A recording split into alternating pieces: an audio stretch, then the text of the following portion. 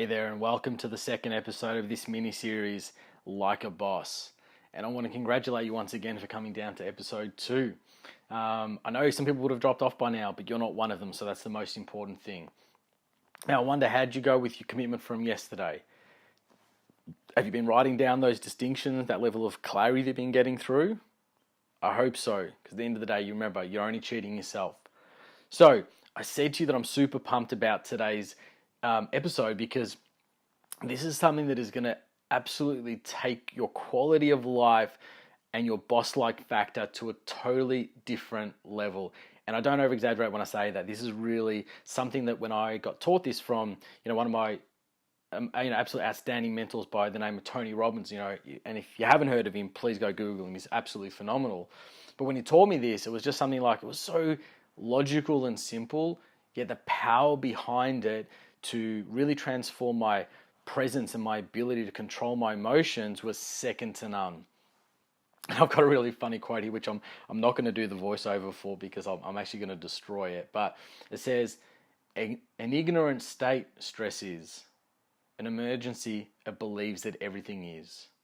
By our beloved Yoda. Now here's the thing, have you ever had that day from hell when you just got out of bed and you just knew that you should have rolled straight back into bed, drew the curtains and just stay there until tomorrow? You know what I mean, that day where the alarm goes off and you're like, oh my God, it's morning already, I don't even feel like I've slept a wink. The dogs were barking, the birds were chirping, alarms were going off, right? You got out of bed and you tripped over some shoes. You go have breakfast and you ran out of milk. You go to your coffee and you've got no sugar. You're driving to work and you hit every single red light. It was just one thing after another, right? And you're saying to yourself, this is going to be the worst day ever. And you finally get to the end of the day and you go, see, it was the worst day ever. And the reality is that there are going to be some other people in the world that have that same feeling when they get up for whatever reason, right? But they don't allow it to take control of their life. They still perform like a beast. They still close deals. They still engage with people. They still enjoy themselves and they still grow that day. How? Well, that's what we're going to get into. But what I want you to know is the difference between the person who believes that it's going to be the worst day and the person who believes they don't is just that. It's their belief. Okay? And what we call this belief or this strategy that I'm going to teach you shortly, it's called state management. But first, I want you to get into your head about understanding about what an emotion is, okay? Where do they come from and who controls them, if not you, right? So logically, I believe that we all know that we control our own emotions. And it's only just the lack of that lack of knowledge and training and awareness that allows us to feel as though our emotions are in control of us. And that kind of playful, tongue-in-cheek story or metaphor that I was telling you earlier, it's like that though. Don't you hear those people, and I know it wouldn't be us, right? We're not that level of people, but we hear people around us have moments or days or weeks or even years of their lives where they just seem to be totally controlled by this magical, negative or unresourceful emotions that continue to turn up, like as if it's just a cold that you've caught, right? And it's just going to eventually go away just like it came. But, when you then challenge those people on, well, hold on, if you're not in control of your emotions, who are? Where do they come from? How do they just pop up? So we have to dig deeper into that. And of course, logically, once we deconstruct that, we appreciate that we're in control. Does that make sense? Like we are the people that, if we want to feel angry, upset, sad, let's just do it now.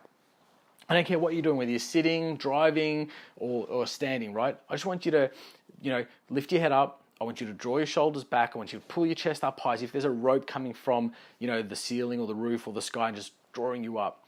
I want you to turn this thing in your mouth, your lips. I want you to turn them up. That's right. It's called a smile. I want you to turn it up, like really up, right? Not cheesy like, but I just want you to have a really nice beaming smile on your face. And then now I want you to focus on a really happy moment. Just go ahead. Playing with your kids, maybe you just got a raise, maybe you're with your loved one, maybe you have one of those intimate moments, whatever it is. Think of something that's going to make you feel happy. Good. And now I want you to notice what you're saying in your mind as you think about those happy things. How good is this? Oh yeah, that feels great. Things like that. Good. Okay, now go back to whichever way you were before. And it's just like that in a matter of seconds that we can train ourselves once we understand the strategy that we are in control of our emotions. You see, because otherwise we give the power to others, to the world, to incidences and occurrences. And the boss doesn't react to the outside world. The boss creates their own inside world. Does that make sense? That boss-like factor says, I'm not going to let anything distract me from living life on my terms.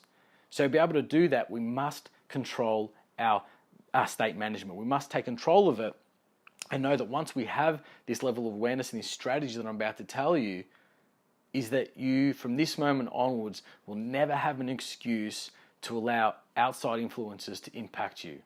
Now, like anything, it takes mastery. Mastery takes repetition. So you got to stick with it. Does that make sense? Like you got to build that muscle, like going to the gym. You can't just go there and pick up 3 plates and start doing chest press if you haven't trained for the last 10 years of your life, right? It's not going to happen. So we need to build that muscle. But like anything, once you have that level of mastery, you own it. And no one or nothing can shake you. Does that make sense? So it's not always about being, 100% confident or happy or laughing, but it's about having the resourceful emotion in that moment. You may want to feel empathetic to a person or to an incident or event. You may want to feel totally in control and confident and just beaming with, strength. You may want to have laughter because it might be relevant, or you might be helping somebody in a moment. It's about understanding how to take control of your state to influence the quality of your life and those around you. I get you taking the power of this. Like what we're about to go through now is really going to shape the quality of your life. So I'm just going to get straight into it because I love this. This is absolutely phenomenal. And Tony Robbins calls this the triad. Okay, and I really want to reference him for this because this is one of his amazing pieces of work that he teaches all around the world to millions and millions of people, to business professionals, to celebrities, to the everyday person like you and me who are trying to get through in life and find out what success is and what real fulfillment is. So if he's teaching it all around the world, I want you to listen up because it means this is important. So the triad, and I want you to grab your pen and paper and I want you to write this down or follow us on the cheat sheet that I've provided for you. So the triad consists of three elements to it, which together create an unbeatable force. Now, if you would just take any one of these, you are going to feel an amazing change in your state. Does that make sense? But we want to stack it. We don't want to leave anything to chance. So we're going to do all 3 of these steps all the time. So the first one you got there on your cheat sheet is physiology. It's your body. Okay, we always say motion creates emotion. So when you move your body, if you were to just jump around like a little kid now and celebrate and scream and use your voice, your level of energy and playfulness would just jump through the roof. We know this. We watch little kids around us all the time. How do they find this level of energy? They continue to move. You just can't get them to sit still. But you see, as adults, we get boring and we think we have to be a certain way because society tells us to. Okay? So then we stop the level of movement and therefore the emotion dies out of us. Now, if you saw me now delivering this, and I'm not reading, a script right now, I'm with you, I'm connected to you through this. My hands are flailing everywhere and I'm moving around, and because I've got to stay in this particular state for you. I want to get this message across on how important this is, and I trust you're getting that by now. So the first part is physiology, learning to use your body. And there's this beautiful part of your body with like over 80 muscles in it that we have learned in some unbelievable way not to use. And that is our face. So when you're using your body, and we're going to have a bit of a play with it now in a moment, I want you to remember the importance of engaging your face. So I want you to imagine now for a moment that I was to say to you, and please join me, if you're not driving or anything like that, but if I said to you now, I want you to show me what depressed looks like. If I was with you in the room right now and I said to you, show me what depressed looks like, what would have to happen with your body to go to a state of depression? Go, physically do it. So what would happen? Let's do this together. Where's your head? Is it up high? Is it looking into the sky and feeling all, looking towards the future? No. We know it's not. It's looking down to the ground and slumped. Your shoulders, where are they? That's it. Droop down, caving in your chest. Your breathing, is it full or is it shallow? That's right, it's shallow. And the rest of your body, slumped down and sort of probably curled inwards. Does that make sense? And looking very lazy and just apathetic. That's a state of depression, right? Now we know that. Why do we know that? Because we see it and we've probably done it, a billion times ourselves. We just know that if we want to get in a state of sadness or depression, we do that. Now, I want you to hop out of that and I want you to show me how would you be in a state of full confidence, just absolute strength and power, right? So let's do it. So sit up tall like we did before, okay? Shoulders back, chest up high, head up, just above eye level, okay? Body breathing, chest expanding, you're breathing full now, big full breaths, in through the nose, out through the mouth. And because we've got that level of confidence, there's this bit of warmth coming from us. So our mouth must do what? That's it, just a little bit of a smile, almost like a smirk. Does that make sense? You've got that little gleam in your eye that I've got this. That's it. And just notice how that feels, just in a heartbeat, just like that. We can go from feeling total depressed and sadness and why would you bother, to absolute strength and power and what can I do now to, what's next on my action list. Does that make sense? So using your body is imperative and it's the first step that we must take notice of and have a level of awareness. That when we notice that we're not in peak state, what is our body doing? Where are our shoulders at? Where's our head at? How are we breathing? What is my mouth doing? What is my face doing? What expressions am I pulling? And sometimes I encourage you to do this in front of a mirror because you won't even notice. You'll think you've got a look of total confidence and gleam, and you look in the mirror and you go, that's my confidence? That looks like I've just woken up. Well, that's it, because you don't know what you don't know. So you got to experiment with this and be a little bit playful, right? Imagine like the little kid rolling around on the ground. Yeah? So look yourself in the mirror, go through a range of different emotions: confidence, joyful, blissful, love, warmth, empathy. Find out what it is and what are those little nuances that you're going to start to play with. Excellent. Now, the second part of the triad is going to be focus. Okay? What visualizations are you making within your mind? Because, the saying, what is it? A picture says 1,000 words. Well, this is what our mind is doing all the time, right? We're making representations of events, circumstances, and situations. So when you're looking for an emotion to come up, and again, let's go back to that state of depression. Not that I need you to go there, you know where it is now. But when you go to that state of depression or sadness, and you start visualizing all the things that have gone wrong, does that make sense? Or all the people that are hating on you, or whatever it is, whatever your mind would go to, how much more powerful and much more engaged that level of emotion. It's like 2, 3, 4 times more powerful than just having your body slumped over. When you have that image of failure or negativity or whatever comes into play. Does that make sense? So focus, that level of visualization is the second key, and it's imperative to take control of it. So again, let's go back into that state of confidence and power. And you know physically what you need to do, remembering to engage that face. Good. Now once you're there, I want you to remember a moment where you felt absolutely in control, where you just had it. Does that make sense? Anything, whether it's from something simple like tying a shoelace, or or driving somewhere, or smashing a presentation, or winning a sales deal, or getting that promotion, when it was just happening. Focus on that while you're standing tall and draw those shoulders back a little bit more. Get that chest up a little bit higher. Make sure the breathing is really full in your gut. Don't make it too high in your chest. Good, that's it. Now really take it in and notice how much more confident, how much more powerful do you feel in this state now. Good. Enjoy it. Soak it in for a little bit. And while you're there, I want you to take notice of step 3. And step 3 is, wow, we're so good at this one. Step 3 is the language. That internal dialogue, that chitter-chatter that really sometimes can take control of us and takes over a state or an emotion that we really want to achieve. So here's the thing. Again, the people, when you go back to the level of sadness or depression, what do you think they're saying about themselves? What have you been saying to yourself in that state before? I'm no good, and I'm a failure, and why is this always happening to me, and I can never have this, and insert story about whatever it is. Well, now it's time to take control of that language, because that's your voice, that's your words that you're using, right? So let's now take control of it, because you've got this level of awareness about the power of those words. So as you're standing up tall and as your face is engaged and you've got that little smirk on, you've got that gleam in your eye, you're now focusing on that moment of success. You've got that reference point. You're feeling powerful and confident. The breathing is full and controlled. Now I want you to hear those words that you're saying to yourself. What are you saying now? I've got this. I can make this happen. I have made this happen. I'm in control. This is the way it's going to take place. You can do it. You were made for this. This is your destiny. Whatever words you choose to put in there. But they're language now of positivity, of reinforcement. You're anchoring that you've got this, and your mind is actually, because I said, it doesn't understand the difference between fiction and non-fiction, because you've been telling yourself BS the whole time, right? Let's be honest with yourself. You've had points in time where you've had confidence, you've had certainty, you've had love, you've had all the emotions that you've ever wanted to experience. But you've just made yourself believe yourself that they were just fleeting moments.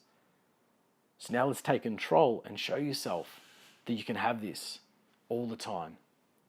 Time at your choice. Good. That's it. Beautiful. Now, as you come out of that, and you can hold that position for as long as you want, and you can now start to play, as I said to you, I'm about to give you levels of commitment, but I want you to notice that while you're in that state, what's possible?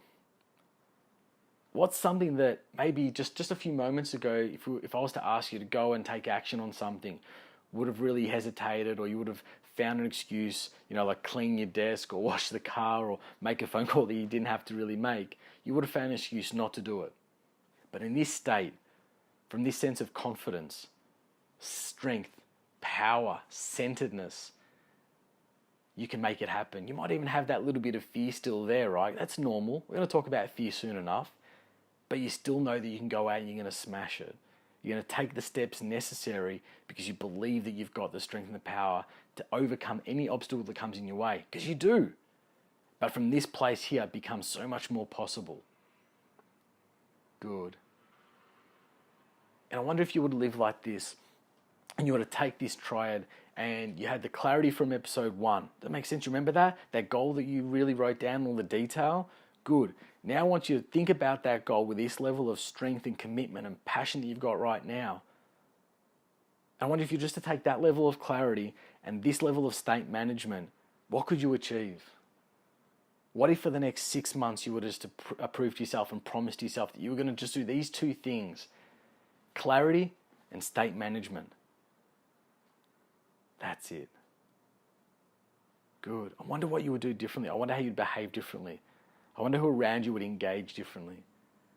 And imagine you challenge yourself and you say, for 12 months, I'm going to commit to this. I'm going to focus on that goal and I'm going to take control of my state management. That's it. They're the only two things I'm going to focus on. How would things be different? Good. That's it. Now, here's your commitment. You're going to take 3 states, 3 state management, 3 forms of emotions that you've struggled or had inconsistency with, or you've had challenges with obtaining on a regular basis. Maybe confidence, it may be love, it may be joyfulness and laughter, whatever it is for you. I want you to write down those 3 states, and you're going to commit in the next 24 hours to practice for at least 60 seconds. That's it, a whole 60 seconds of engagement of each one of those. But here's the thing, you're going to do it 3 times over the next 24 hours. So each one of those states, you're going to get in there for 60 seconds and you're going to challenge yourself to get it to a level 10. Does that make sense? Where you feel totally engaged, whether it's love, joyfulness, passion, commitment, dedication, whatever that emotion is. And for 60 seconds, you're going to stay committed. You're going to do that 3 times between now and tomorrow when we catch up for our last episode in what it is to become like a boss. Does that make sense? So I'm going to write down what those 3 things are, and your commitment is to get in that state 3 times for 60 seconds each. Beautiful. And now, of course, I really want to thank those people who've engaged with us on Facebook. I love hearing about your stories. I love the fact you're engaging with this community. And I know that you're already like miles ahead. Does that make sense? It just has to be, because when you're engaging at that level, I know you're fully committed. And if you haven't, it's never too late. Jump online now. Tell us about what your goal was. Tell us about what 3 forms of emotions that you're going to take control back of. Tell us a little bit about what brought you here. Engage. Does that make sense? Join the community, because when you put it out there, you're going to feel more inclined in activating that RAS to engage on that end goal that you want. And now I want you to let you know that the next episode is going to come to you tomorrow. It's called Habits of the Most Successful. And this really is for the 1% of the 1% of the 1%. And stacked with what you've learned about clarity and state management, this is a powerful mix.